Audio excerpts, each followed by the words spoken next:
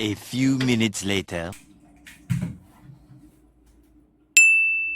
What are you doing? I'm practicing one hand. That's wrong. Let me show you how to do it. Well, actually, you can use two hands to solve the cube. Well, why don't you get chat? What do you mean? Oh, come. Come.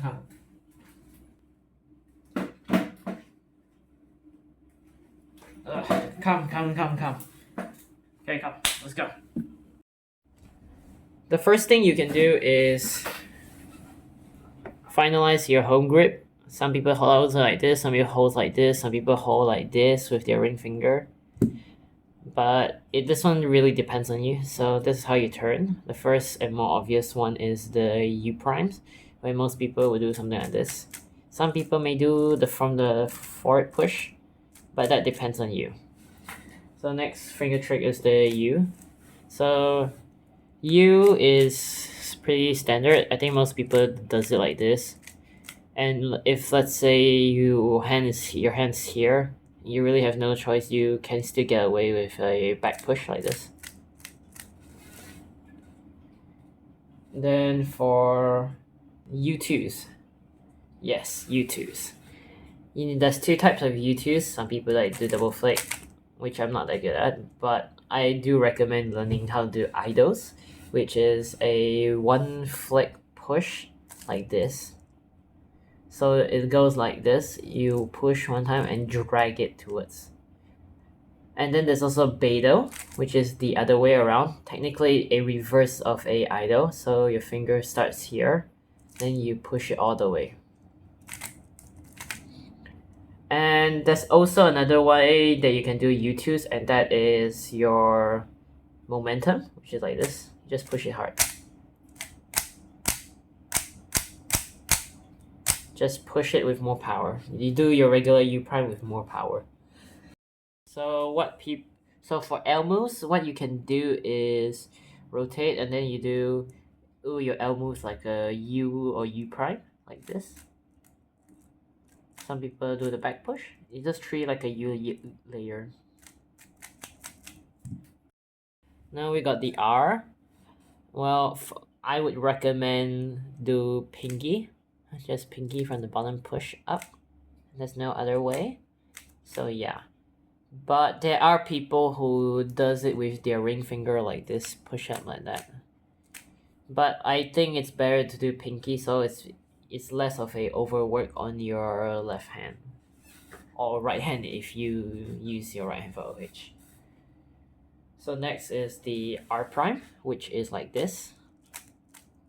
Some people, some people like to do this, where it's not bad, but it depends on the situation. But most of the time, I would do something like this, where you just push down from the front. And the benefit of it is you are loaded to do another R moves next. And then next is the R2, which is double flip, which is pinky ring. But R prime 2 is kind of unique. I don't use it, but I know a lot of people who really likes it. It goes like this.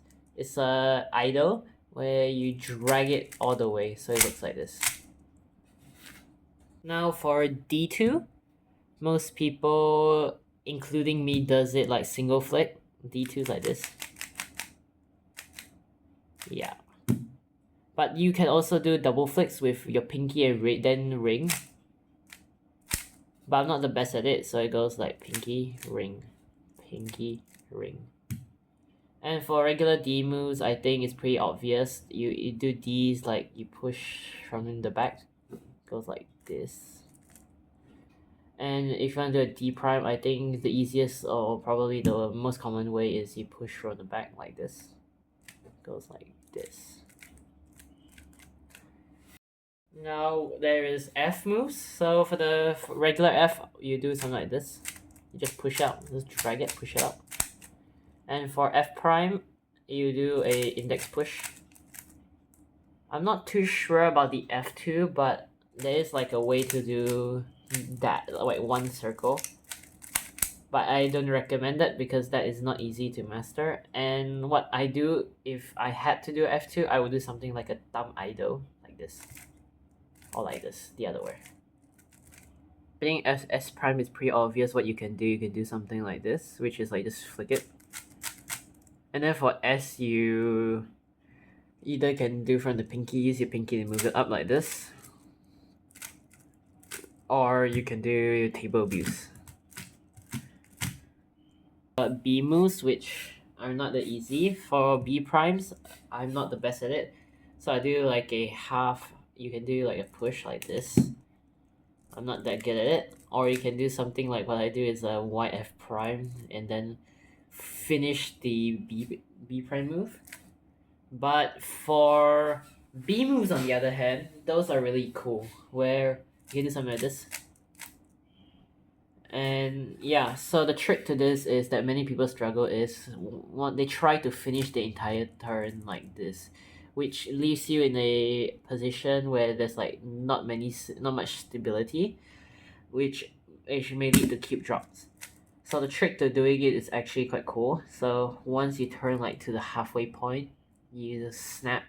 So it's like one quick motion, you turn halfway or around when you feel halfway. If you're too late, you'll still end up with a bad position. But if you do it right, like towards like the 45-degree mark, it's gonna be really cool. And around here, you just snap it like this. So all together, it looks like this. Emus, I think it's best if you try to avoid it. But if you can't, this is how you do it. You use your middle finger to push, and you use your index to hold. So you can do this E move. And you want to do E prime, you have to do the same thing, but your index is towards the back, so you're gonna do something like this. Push it back. Now for M moves, this is pretty cool. I really like this finger tricks. So there's two ways to do your M prime, which is either do your ring finger or you do with your pinky. It depends on the person. I generally alternate with both. Here, I forgot to mention that you have to find the suitable force to apply on it. Not too hard, not too soft. M, what you can do is use your pinky in front like this, and then you just push it down. And for M2 is, some people just do two single flicks, but I do recommend you guys learn how to do double flicks, which is pinky first, then ring. It goes like this. It's pinky go move like this, and then you go ring.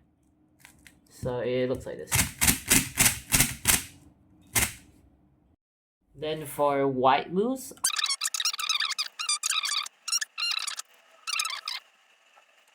after learning all these finger tricks, I really highly suggest training with those triggers, for example, sexy.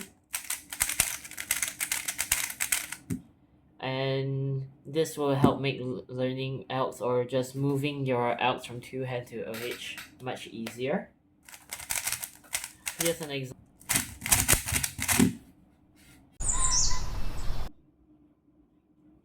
Oh, this is hard. I kind of want to.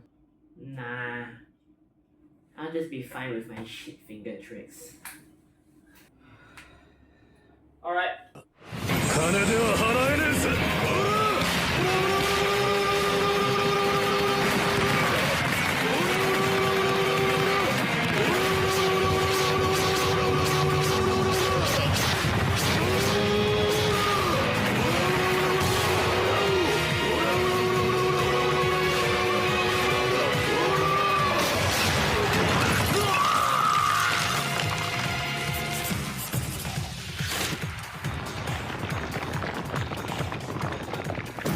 助の領収書だぜ。